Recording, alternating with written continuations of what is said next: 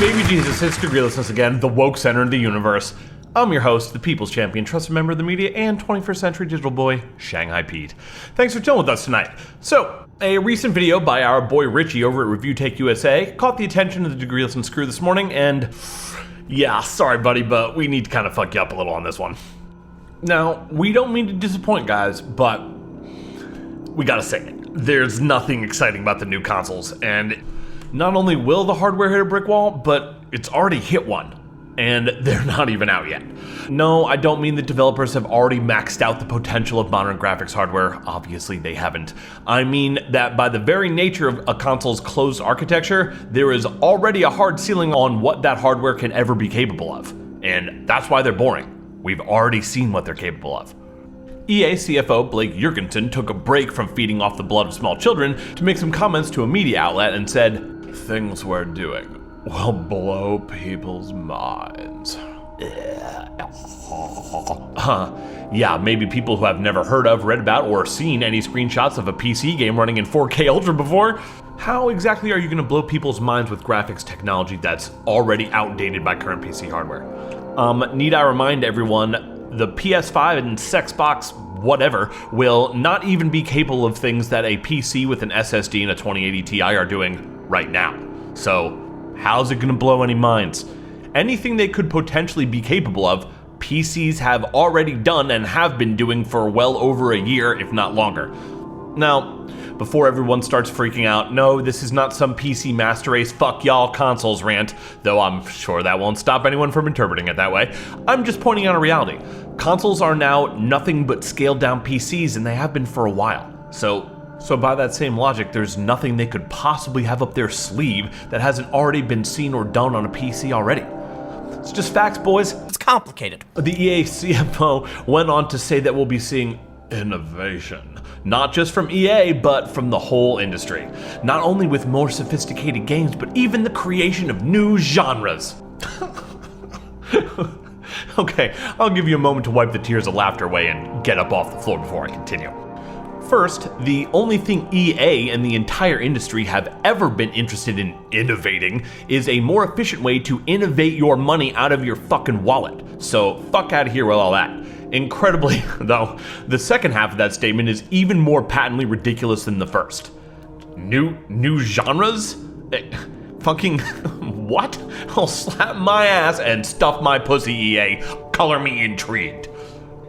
What about a closed architecture PC with restricted firmware and already outdated graphics hardware will allow for the creation of new genres that isn't currently possible on a PC? Is this guy saying that they've got all these amazing ideas for fresh, original genres and games that they just simply can't implement until a mini ATX PC build with a Sony logo on it comes out? The fuck does that even mean? Face it, consoles are nothing but cheaper PCs with a custom UI and more shit locked away behind arbitrary paywalls, which incidentally is half of what keeps the industry so intent on pushing new versions of them out every couple years. Because they get far more fucking money from you when you're playing a game on a console than if you play it on a PC.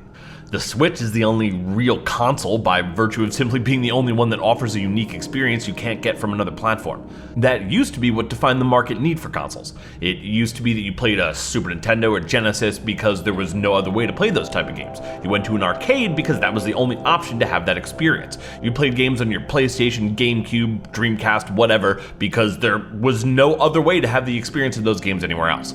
Other than the online community on a console these days, which itself is only unique because the users have been intentionally walled off from other users on other platforms, what is a PlayStation or Xbox offering you that you can't get anywhere else now? Aside from, of course, first-party exclusives, which themselves are a product of intentional scarcity designed to force users to buy into a specific platform. The only reason to own a console now is because they cost less and are more accessible than a PC. That's it.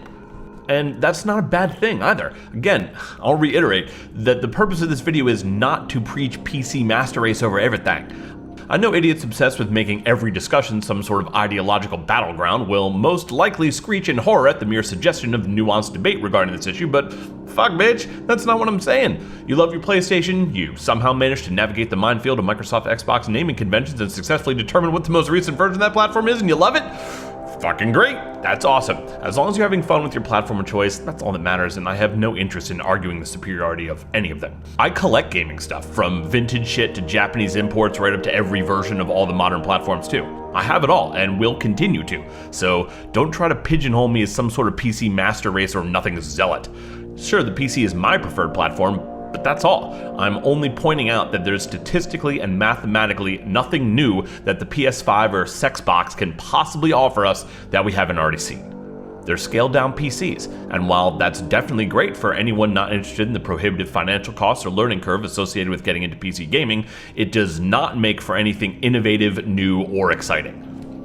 I'm sorry to have to bring reality crashing down on anyone's fanboy parade, but the games we'll see on the 9th generation consoles will look and play exactly like the games we have now, just with the graphics turned down slightly from the PC version to accommodate the budget hardware needed to keep them from costing more than $500. So if you just can't wait to see what astonishing graphical feats and stunning innovation the next-gen consoles will be capable of, I have good news for you. You don't have to. Just go watch gameplay footage from any modern game running on a PC in 4K Ultra. By all means. Buy the new PlayStation, buy the new Xbox, I certainly will. Just don't expect to see anything you haven't already when you turn them on.